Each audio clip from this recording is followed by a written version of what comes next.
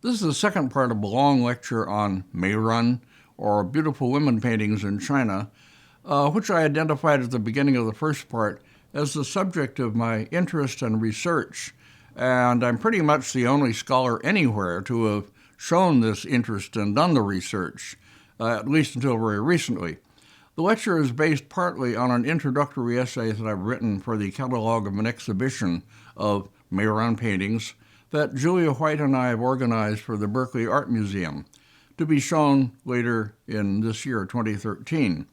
In the first part, among other big matters, I talked about the sexual iconography, as I called it, that is used in these paintings, by which innocent-looking objects could be recognized once you knew the code as standing in for erotic images that the artists couldn't depict, at least not in these paintings.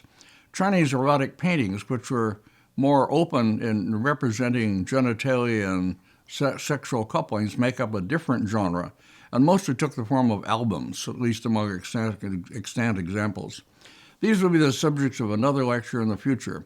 We continue now with the one on Meiren.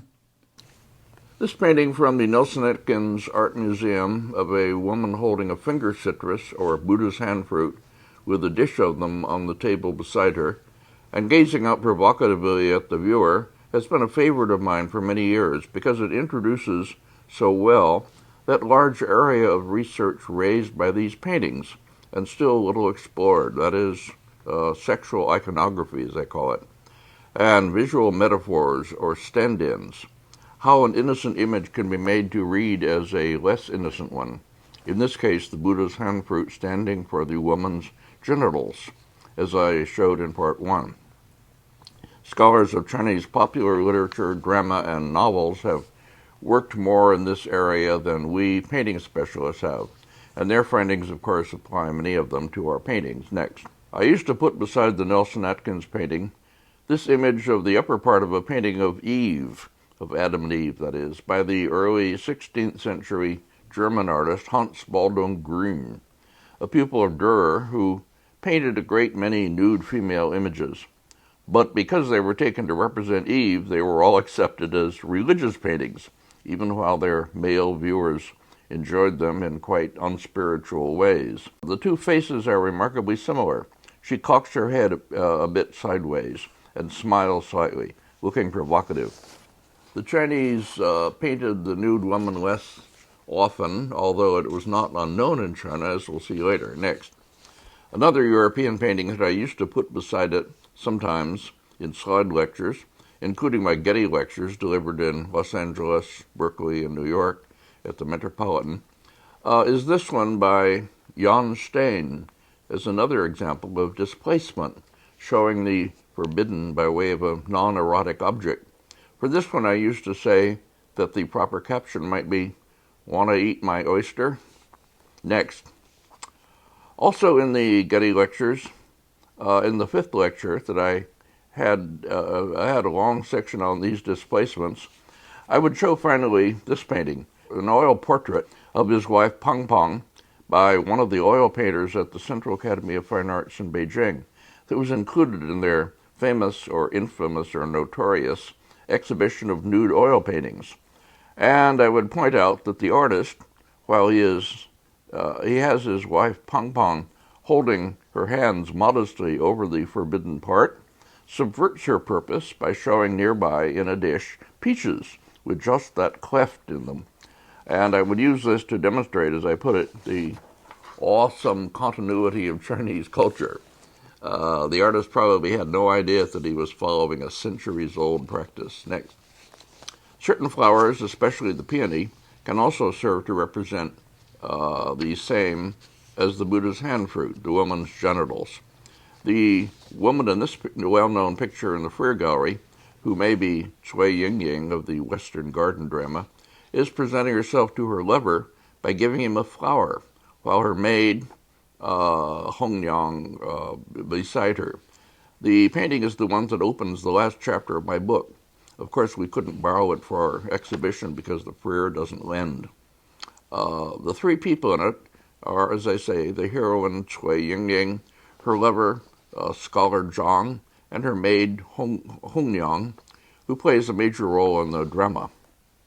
The faces of these two lovers, turned toward each other and resembling each other, writers on Chinese representations of lovers have remarked on how they often look very much alike. Looked at by the viewer who is familiar with this sexual iconography, the interaction of the lovers' hands is powerfully sensuous, especially with the flower between them. A dish full of Buddha's hand fruit on the table below the lovers only underscores this message. This is a good example of how the study of what I call sexual iconography can open up completely new perspectives on old familiar paintings, and how what are usually taken for pictures of innocuous subjects can be loaded with erotic meaning. While the fur painting is on screen, let me point out how, looking beyond the foreground figures into the further room, we see a display case with ceramics and other objects, similar to ones that we saw earlier in one of the paintings in our exhibition. Such details increase the viewer's visual pleasure, along with the rich textiles and objects that the paintings offer. Next. Also closely related to the fur painting, quite possibly by the same artist, or at least from the same studio, is this painting of the Bodhisattva Guanyin with a child, a Buddhist work in the Indianapolis Museum of Art that I reproduced in my vernacular painting book as figure 4.29. It will be in our exhibition as a special kind of Meiren, Guanyin in feminine form, according to some accounts, used her beauty to entice men towards spiritual enlightenment. Here she is watching a child who's reaching out for a white bird. This and a few other related paintings make up a group that I discussed in an article titled, quote, A Group of Anonymous Northern Figure Paintings of the Qianlong Period, which was published in the commemorative volumes for Wenfeng's retirement, titled Bridges to Heaven, but which can also be found on my website under Writings of James Cahill, in larger type and with the illustrations large and in color, which they aren't in the festschrift. Next. Another example in our show that features the woman holding a flower and a fan, although not so provocatively, is this one from the Royal Ontario Museum in Toronto. She holds the small flower up close to her lips, and her fan down over the seat she is sitting on. But this is not nearly so explicit in its message as another that will be in our show. Next, please. An important and little-known work by the Manchu artist Manku Li in the Philadelphia Museum of Art, a picture of a seated woman holding a fan. This one also figured often in my lectures, since it offers an excellent example of this phenomenon of displacement, or making an innocent image stand in for what cannot be shown. When the woman in this painting holds a translucent fan over that area of her body, and we see painted on it the long leaves of bamboo, and beneath it her long tapering fingers, we can have no doubt about the artist's intent, in the context, that is, of what we see in all the other paintings with similar passages. This one alone might be given an innocent reading. Next. Similarly, the 8 beauties seen in the 8-foot-wide painting by Hua Xuan, which will be one of the stars of our exhibition, and which I used on the cover of my book. These women are not, as they were once described, the 8 consorts of the artist Tang Yin, but prostitutes on the balcony of a brothel, beckoning to potential customers. And the way they hold their hands and the things they hold in them are to be understood in that context, offering their sexual favors to men, or to women actually, some of whom also frequented these brothels. That there are no easily accessible literary sources that supply us with readings for such details in paintings is only one part of the large taboo that has existed against writing about these aspects of Chinese painting, or about non-literati or popular painting more generally. It's a taboo that I have spent decades of my life trying to lift, without getting as much support as I would have liked from my learned colleagues. Next. The inscription on this painting supplies a date, 1736, and the name of the artist, a small master named Hua Xuan, who was active in Wuxi, not far from Suzhou. I saw the painting first after learning about it from a New Year's card sent by the Hong Kong dealer Gerald Godfrey. I saw it in the living room of a Boston row house. The owner, a man, had moved the door of his living room to make a wall long enough for the painting, and he placed a mirror on the opposite wall so that as one came in, one saw it immediately in reflection, on entering the room, that is. He had his favorite among the 8 women, the second from the left, and she is also mine. She looks out at us with open invitation, some flowers tucked behind her ears, one little finger touching her lips, in a gesture that for some reason is especially beguiling for Chinese men. We see it frequently in these paintings. I'll be happy when our exhibition opens and I can, encounter her again. Next. Also subject to that taboo has been the large question of the female nude in Chinese painting. I could cite learned writings, one of them by an old friend, about the absence of the nude from Chinese painting. I cite them and then give my response around the end of my Pictures for Use and Pleasure book. Many examples of nude women could, of course, be collected from Chinese erotic paintings, but they are also to be seen in depictions of old historical subjects, such as the precious consort Yang Guifei from the Tang Dynasty, Yang Guifei bathing, spied on by the Tang Emperor Minghuang, in a painting that I reproduce in that book, page 11, detail, page 192, and that I believe from its style to be by Gu Jianlong. The Tang Emperor is said to have developed a lust for her. She was the wife of someone else, when he accidentally, or perhaps deliberately, spied her bathing in the Huaqing Spring pool at Chang'an. The painting is in the Fuji Yurinkan and is there ascribed to an anonymous Ming master. But to me it appears to be a fine work by Gu Jianlong, and I published it as that. I reproduce this detail near the end of my vernacular painting book in the brief section devoted to examples of the nude woman in Chinese painting. Yang Guifei turns her head slightly and smiles, indicating that she's aware of being watched, a subtlety that increases the erotic charge that the painting carries. Next. I've assembled over the years a number of images of paintings in which the woman wears a translucent robe that partly reveals her body under it. Here is one in a Japanese collection by Lang Mei, which is said to represent a certain Long Tongyu, whom I can't identify. Next.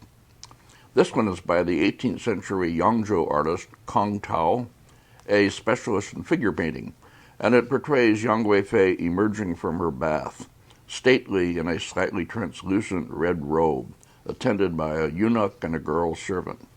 One has to look hard at this one to see the body beneath the robe. But if such a painting were hanging in the Chinese room, of course the owner and his friends would have lots of time to gaze at it and be mildly aroused. Next. Paintings of this kind showing women emerging from the bath, wearing translucent robes, testify to the continuing attraction of the partly revealed female body for Chinese and presumably mostly male viewers.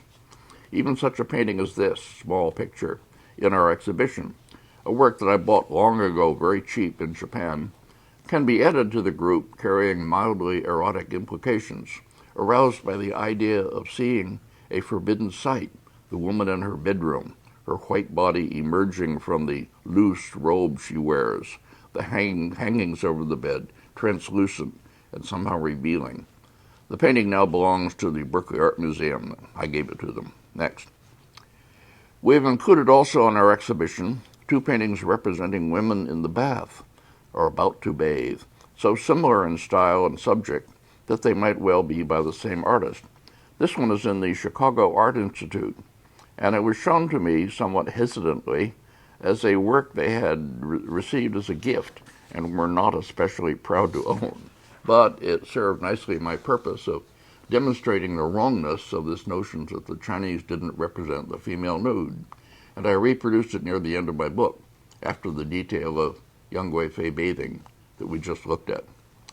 She sits on a bench next to the bathtub, perhaps preparing to bathe, holding a translucent robe over her body, about to take it off.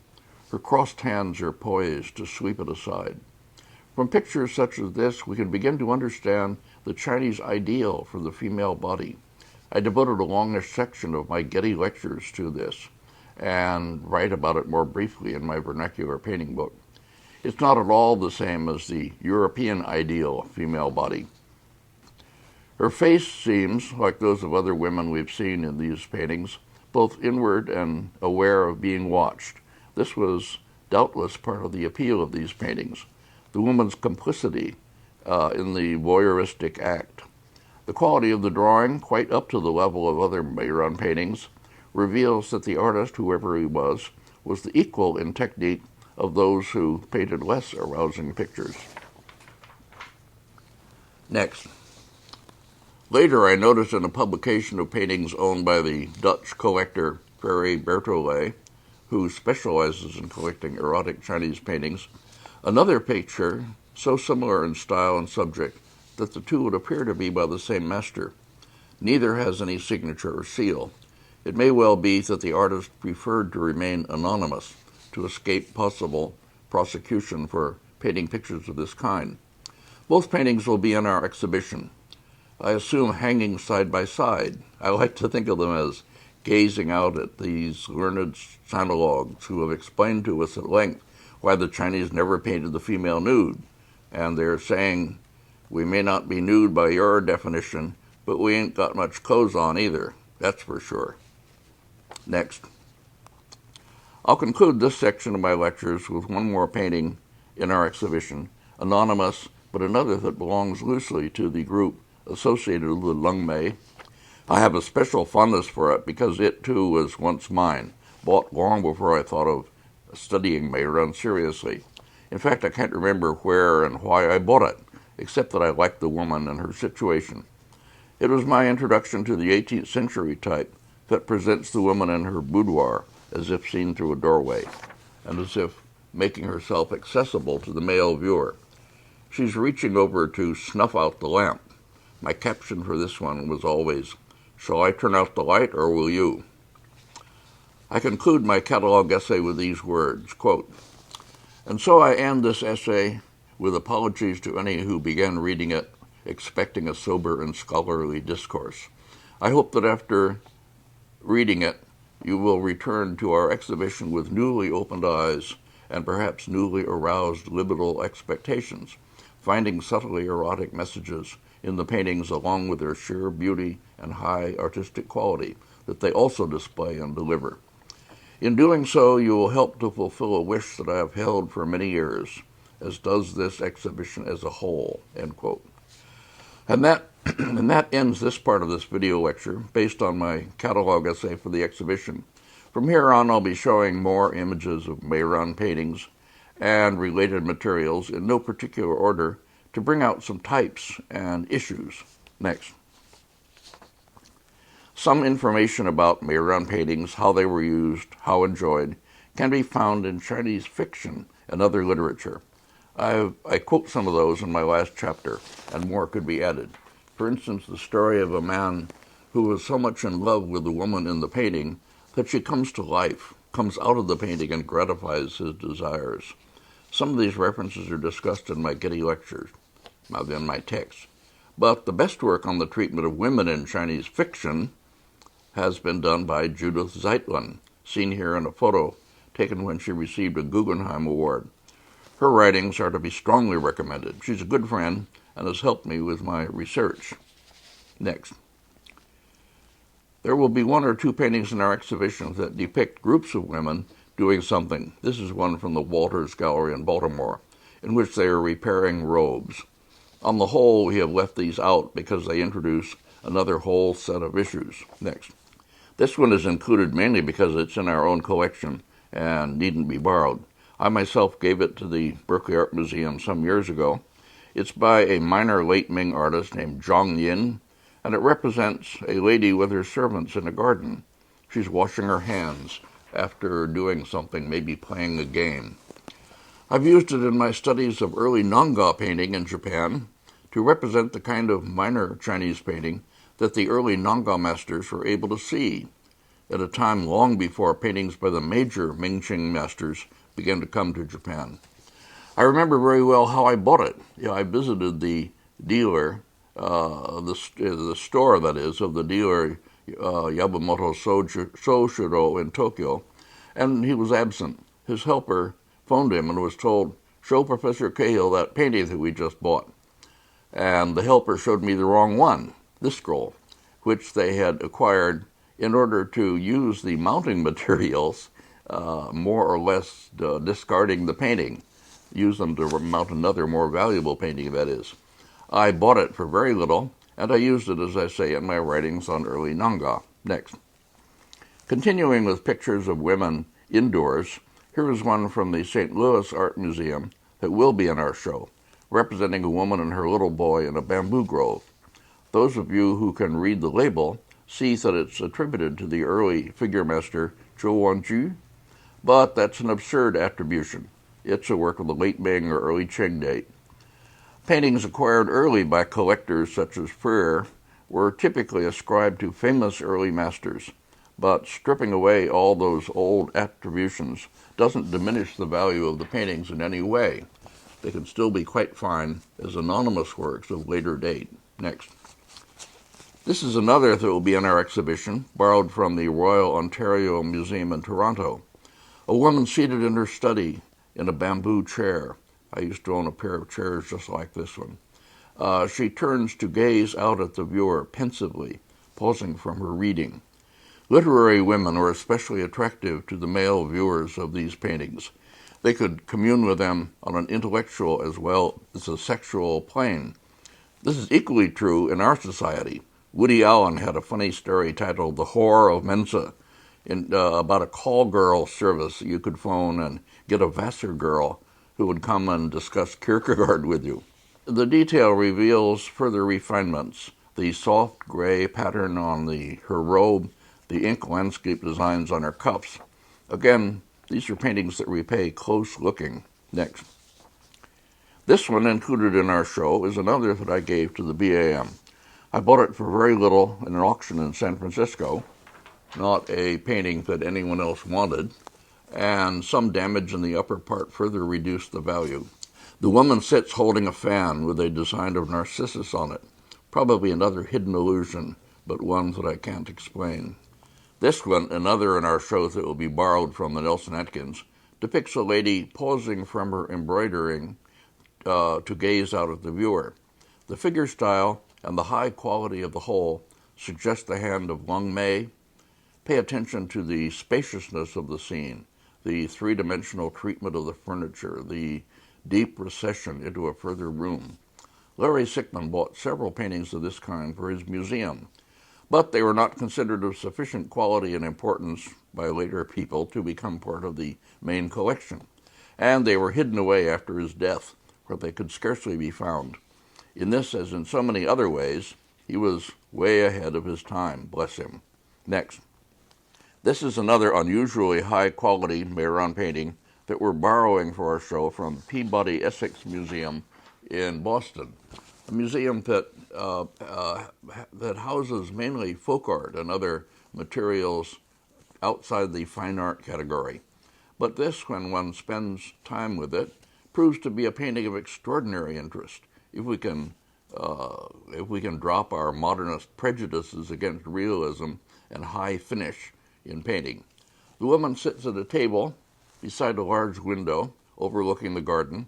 She holds a brush between the fingers of her right hand and some kind of card or sheet of stiff paper in her left hand.